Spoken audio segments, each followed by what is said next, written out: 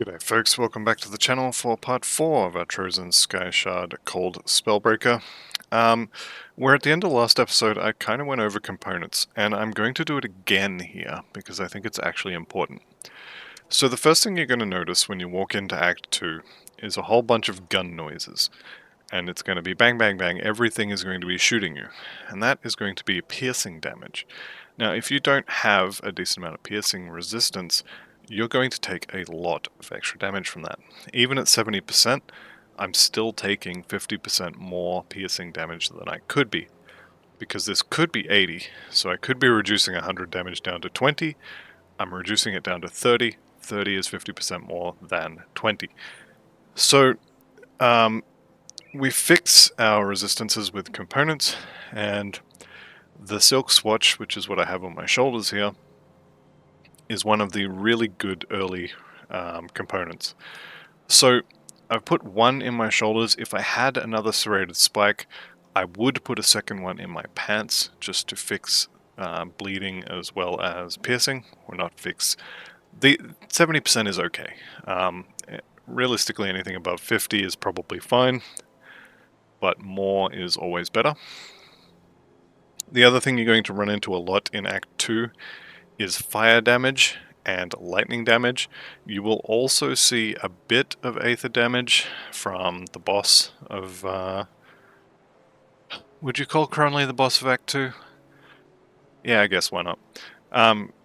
Regardless of if you're going to call him the boss or not, though, Cronley will give you a lot of aether damage, and his hideout also has trash mobs that give you, or that do a lot of aether damage.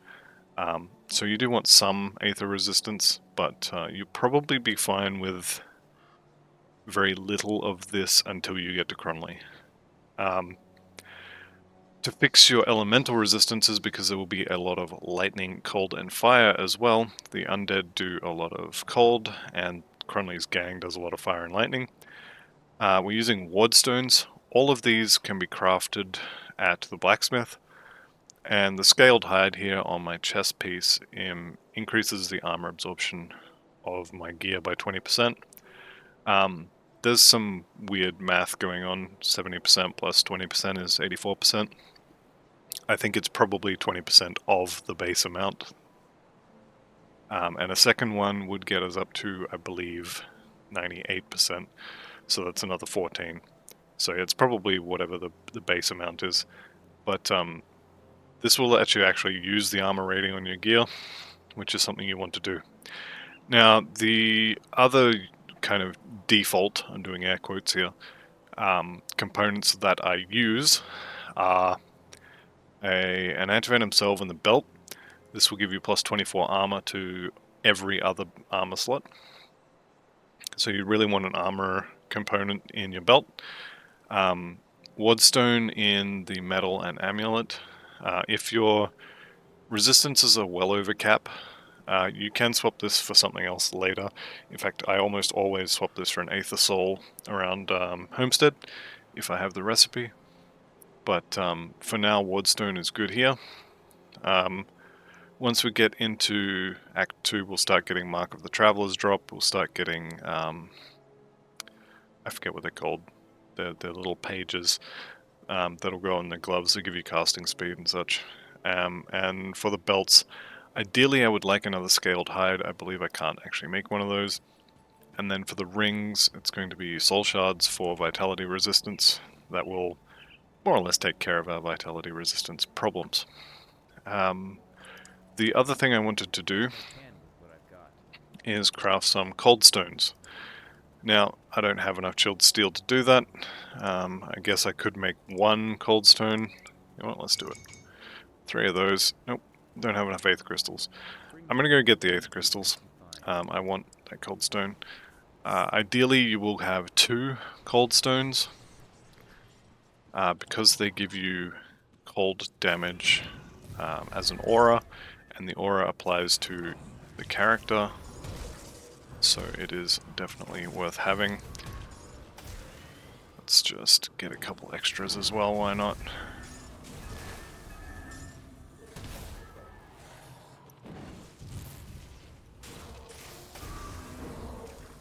Okay, one more. It may actually be worth doing this on a regular run. Just run through this section here and kill off these crystals. Everybody needs more Aether Crystals. If you think you don't need more Aether Crystals, it's because you haven't tried to respec any skill points and you haven't done any crafting. As soon as you start crafting, you will run out, I guarantee it. These guys potentially will drop serrated spikes, so now I can craft my second silk swatch, which will probably need more Aether Crystals. So this little run here is probably worth doing most of the time. As I said, you will almost certainly need more Aether Crystals at some point. The other thing we did at the end of the last episode was we picked up the teleport rune from the Dreeg faction in Forgotten Gods. And as soon as this dies, we're going to get out of here. That, I believe, was the last Aether Crystal. But yes, we have, you'll notice at the bottom there, the emblem of the Riftstalker from the Cult of Dreeg, and that just lets us teleport around. So, with that additional serrated spike, what I should be able to do is create another silk swatch. So I made the resilient plating at the end of last episode. There we go. Bleeding and piercing are now capped. I could also cap poison and acid by putting antivenom salves on these two. I'm going to leave that for now. But let's make our cold stone. Level 20 required for that, I believe. Yep, so next level we'll put that probably on the offhand. And that will give us percent cold damage, percent frostburn damage, and then the aura will give us more again. So it's 100%, which is very, very nice. So now that I've been waffling for what feels like 10 or 15 minutes, let's go ahead and actually start Act 2. As I said, every time you hear a gun, it's piercing damage, so having the resistances for that is really good. The other thing I want to do...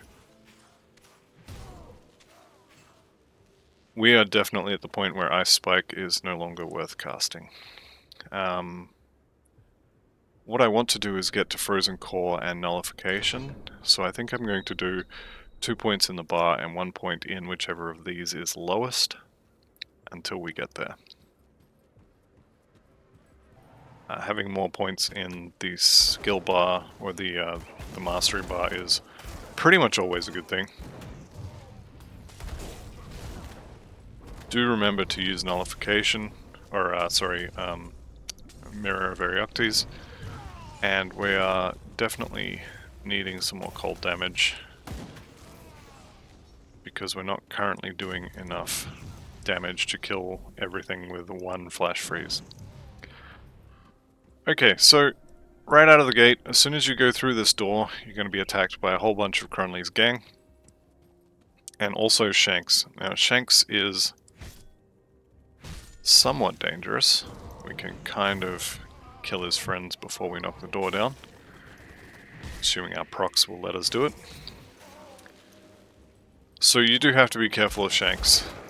He's got a lot of people behind him with guns, so that's why you want the piercing, and he does a lot of bleeding.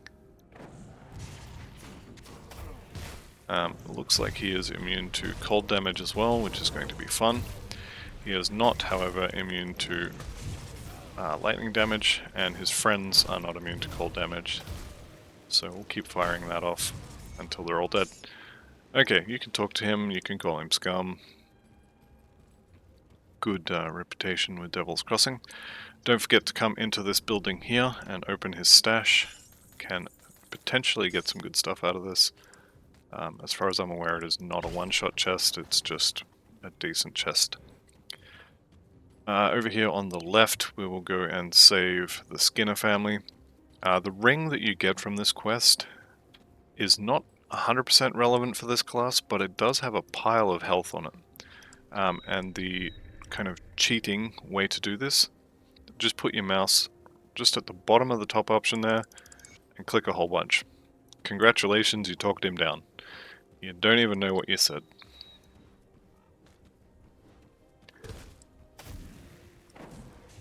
Let's see if we can go around this way. Nope. You can see there the door is blocked. So we'll have to go back and read this. Now, that shield is not awful, but I'm also not going to use it. That shoulder is really nice health on it. But we'll leave that for now as well. If I did swap that shoulder in, I would have to go back to Devil's Crossing and change the components out, and I'll be honest, I can't be bothered. So these guys do have some cold resistance on account of them having fur, I believe is the justification for that, but regardless of how you look at it, they will take less damage from cold. I think we can leave them behind now. Alright, so coming down here, we have everybody's favorite character, Drew Larkin. Just take the quest from him. There is a good argument for helping him. You kind of have to ignore the fact that he's just about the lowest piece of slime on in this game. But the ring you would get from helping him is very, very nice. So it's kind of how badly do you want chaos resistance to be less of an issue when you get to Homestead? Because it will be an issue. Even if you help him, the ring you get has some chaos resistance on it. It will not be enough to fully fix your problem. And speaking of problems, this area has ghosts in it, and the ghosts do cold damage. And they're also resistant to cold damage. So we're going to try and kill them with cold damage, because that's what we have. But yeah, it's not going to be easy, especially because this desecrated shrine almost always spits out 3 elites. So let's just get some energy back. The one good thing about the ghosts is that they will drop a very nice weapon for us, and also ectoplasm, which is useful for energy regeneration, and I believe goes on rings, helmets, and amulets, something like that. Anyhow, let's go ahead and die to this. Okay, we've only got the 2 this time, which is nice. Let's see if we can tank this for a little bit. You do have to be, I won't say creative, but you do have to use the mirror if you want to tank things. Putting them on the bridge is also a good way to kind of concentrate your meteors.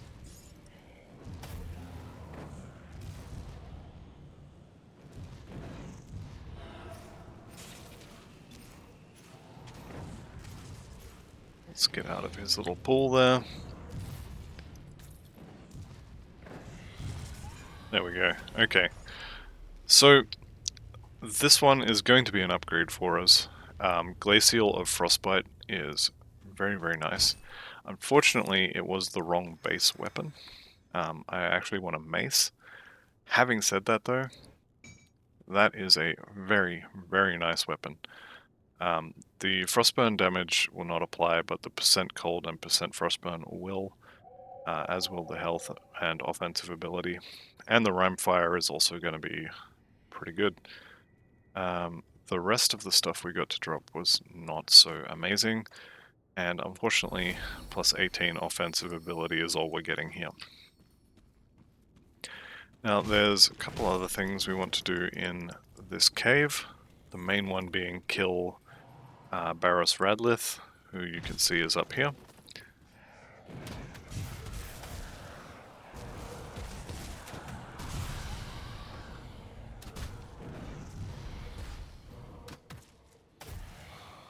Fortunately, these guys are not immune to cold, they're just a little resistant.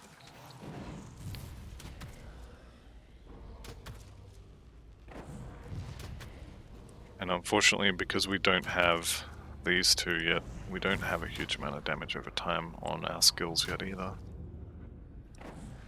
That's alright, the damage from Trozans will pick up a lot between here and Homestead. Especially once we start getting these two skills, and once we get the MIs from hopefully this cave, but if not, then we'll pick one up in the Arcovian Undercity. And if we don't have one by then, it's probably worth resetting and making sure we get it.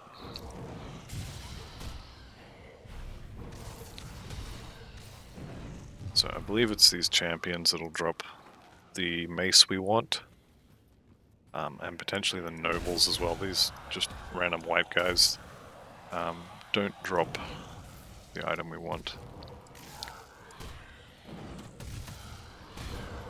Doesn't look like they're going to drop it anyway. So the apparitions are no good. Okay, ectoplasm. This is another one of the good things we want in here. So in head, rings, and amulets, I'm just going to put one on the helmet. I'm going to keep the rings open for soul shards. Yeah, decent chunk of extra energy. Now the other thing you can do, I'm not going to do it, you can stand down below this little overpass and you can cast Trozans onto Barris Radlith from below, which can be amusing. There's another battle axe, unfortunately not what we want.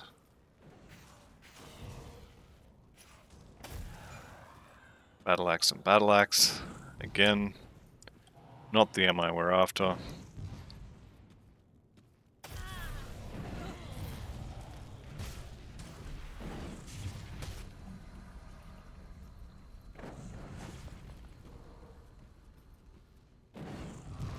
This is going to be a little bit of a long fight.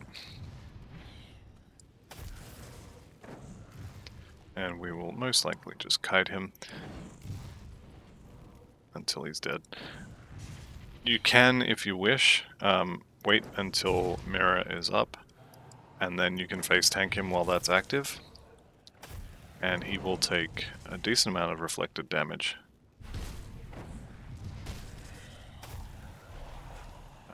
Just made a mistake there, I chilled him while Mirror was active, so it's very hard to reflect damage you aren't taking. The good thing is that he doesn't spawn friends, so we can just run him around. Bad thing is we don't have dynamite to get the other MI we want yet. Hopefully he'll drop his his shield MI, and we can use that for some additional damage to Alexa's flash freeze. The downside, of course, being this is taking forever. So the mirror was active there. We can probably just face tank him at this point.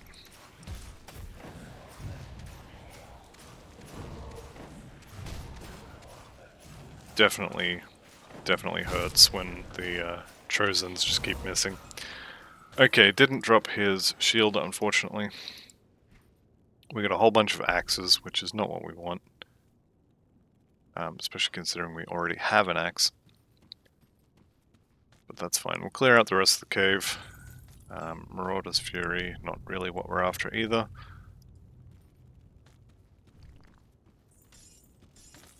There's the Reflect, or the Retaliation shoulders. Let's see if we can't luck out with the rest of these guys. That noble needs to go.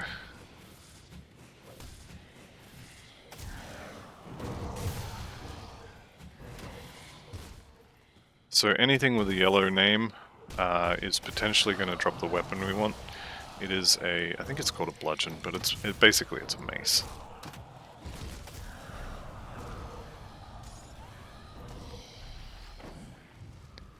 Not this one, unfortunately. The Spellwoven Threads was, I think, the glove component I was looking for. Where did it go? There it is. Yeah, gloves. Unfortunately can't use it till next level, but we are getting close for that.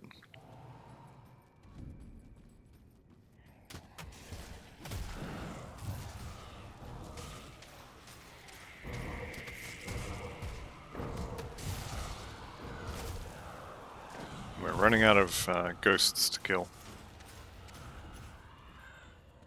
So I think this is the last little platform where we can potentially get the MI we were here for. Yeah, I don't think it's happening this time, unfortunately. That's alright, there will be other ghosts to kill. And if we did have the, air quotes again, correct MI, it would convert all of our Trozan damage to cold, which would make the Frost Revenants in the upcoming areas a little more spicy to deal with.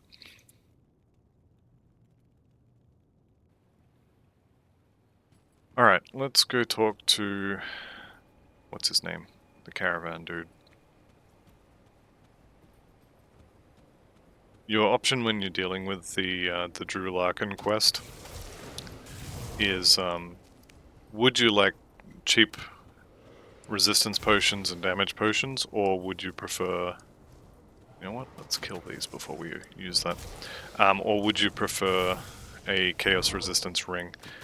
For me, I almost always take the potions. The one time I've taken the ring, I think I've taken it a couple times actually,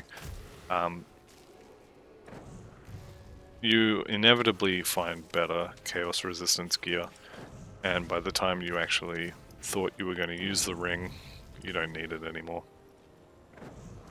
These guys are a major pain in the backside until you get Elemental Storm.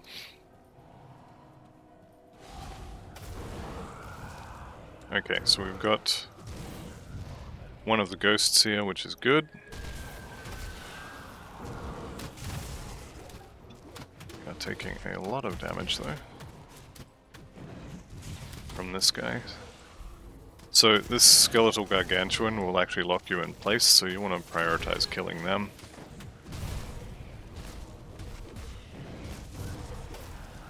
Now we can kite the rest.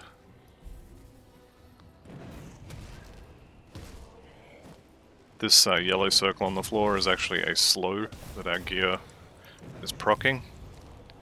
So if we can keep them in that, and also out of this one, definitely help. Okay, there's level 20.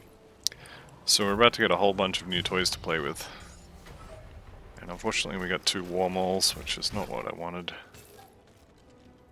But it is what it is. None of that is going to be any good for us. Okay. So first things first, Cold Stone, I'm going to put it on this weapon. Then we put the weapon on, and we no longer have the spell.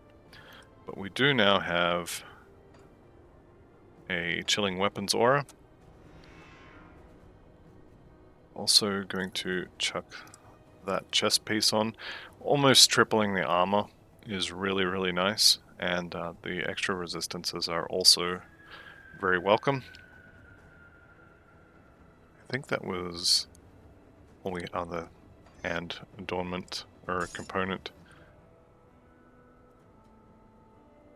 I think that was it. So yeah, the two-handed mace is not the one we want. We want the one-handed mace, which unfortunately we're not getting. Let's go reclaim our component from the chest piece. So keep the add-on, yes I'm sure. I'm going to chuck that straight on our chest. I'm going to empty my inventory since we're in town. Actually, I want that chilled steel back. Just double check these boots. We're going to use those as well because they have movement speed on them.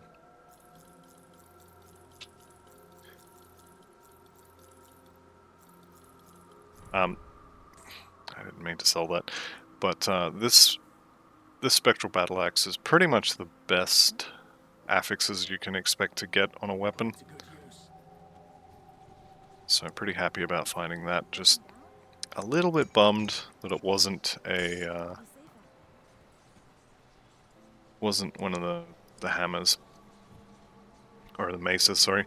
Let's go 2 in the bar and 1 more into Trozan's, I guess, and keep on keeping on.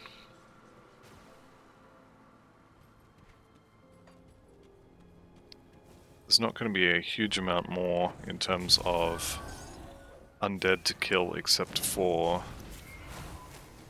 this area, so I kind of want to get the correct MI before we move on, but we'll see how it goes.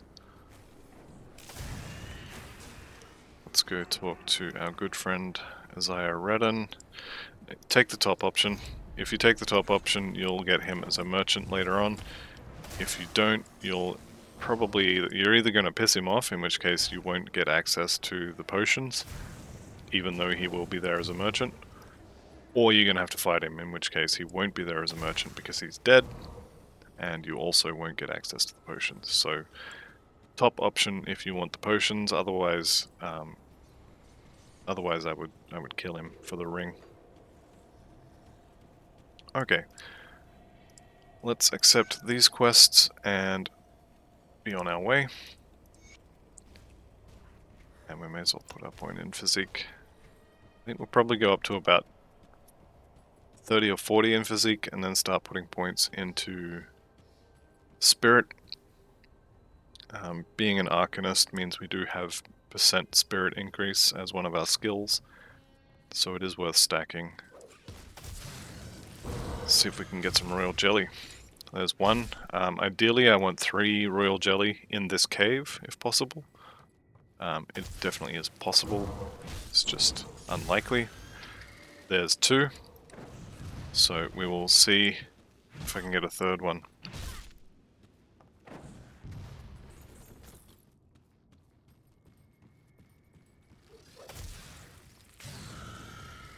We may have to go and kill the bee's nest coming up here in a minute anyway. Where are we? 1 more, 2 more, and then I think there's like 6 more of them before we have to leave. So potentially we get all 6 before we leave, but we will see. Okay, Crunley's goons again.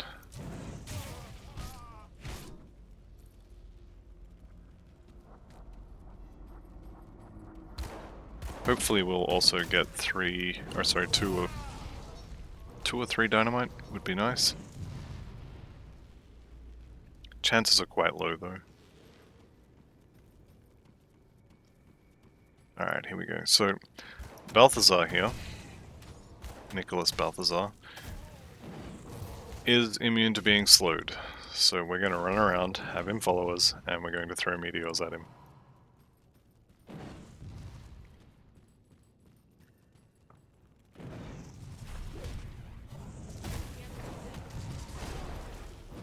And I stayed a little bit too long. You definitely can use the mirror offensively, and I do recommend doing it, especially with this guy, but especially with any larger boss, you definitely want to use it offensively where you can.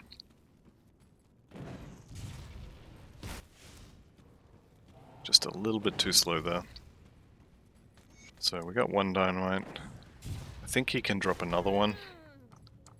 Also, any kind of scrap type clickables in this area can also drop them.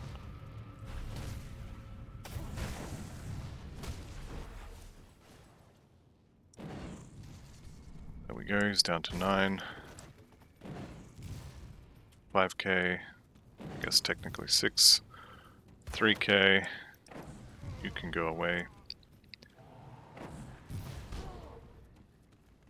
Alright, 1 more should do it. Nope, didn't get the good hits. There we go, now he's dead. Okay, so he dropped his MI. Stats on that are okay, but it would take time to swap them over. Don't care about his weapon. Alright, back to hunting for royal jelly. We need 3 royal jellies for a quest. So we're going to go down here and fight some more bees.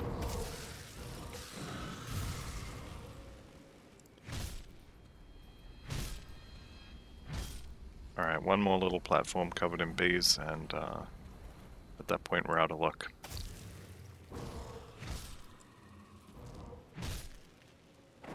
So last one, nope, computer says no. So we will have to go into the beehive and fight some more bees. Well, potentially we could find a a champion outside the hive. So I mentioned in the previous episode we were going to steal the relic. That is still the case. We are going to steal the relic. Have a skeleton knight there. Lovely, immune to cold. Just what I wanted. Nope, not immune. Just resistant, and I missed. Oh, he can be slowed down. Okay. Definitely not immune then.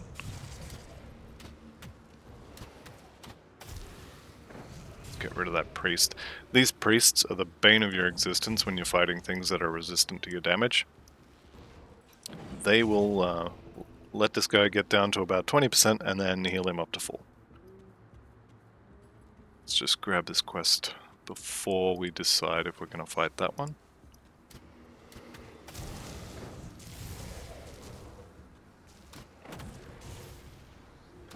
So again, all these arrows from the skeleton archers, all of that is piercing damage. So if your piercing resistances are good, it'll be no problem at all. And they're all dead. Yes, a lot of the undead are resistant and or immune to cold. And if you happen to get one of the revenants who also has a cold resistance aura, you're in for a bad time.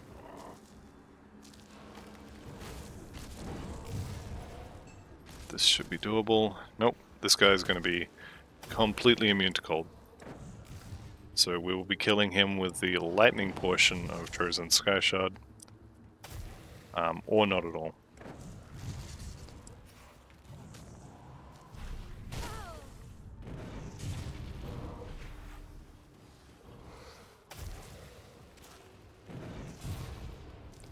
So this could take a little while. We also have this other guy to worry about. He will take damage from the flash freeze. This guy will not.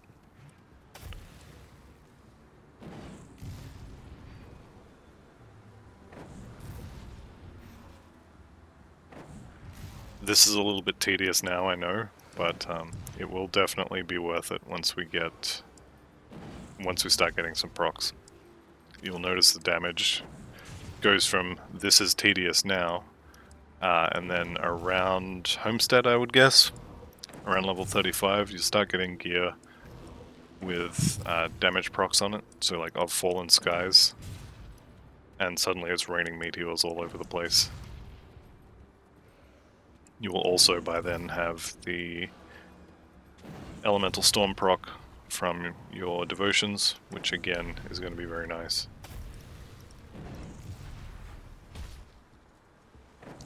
Let's see if we can't speed this up a bit. Okay, what did we get?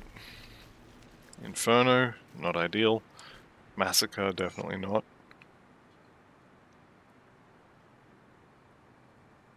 This scythe, the proc on it is not bad, but because it's a two-hander, we'll definitely not be using it.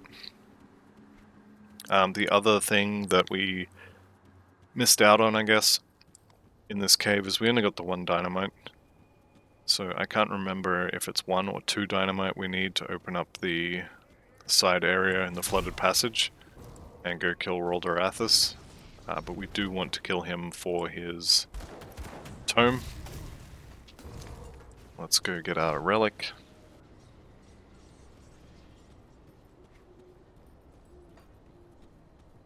So make sure when you talk to Graven here that you tell him you found the Elder, but you did not find the talisman. So he will give you Bone Talisman. If you tell him that you found the talisman, you will get Faction Reputation instead. You definitely want to be taking the Bone Talisman. So plus to all stats, and then that activatable, which you should make sure to put on your bar, is 100% extra damage and a bunch of energy regen. Right, so we now have access to nullification, but I think I want these first. And from Bernard here we get an extra inventory bag and some reputation and iron, which are all very good things. Okay, I'm going to cut this out here. It's coming up on 35 minutes, so thank you all very much for watching. I'll see you in the next one, and goodbye for now.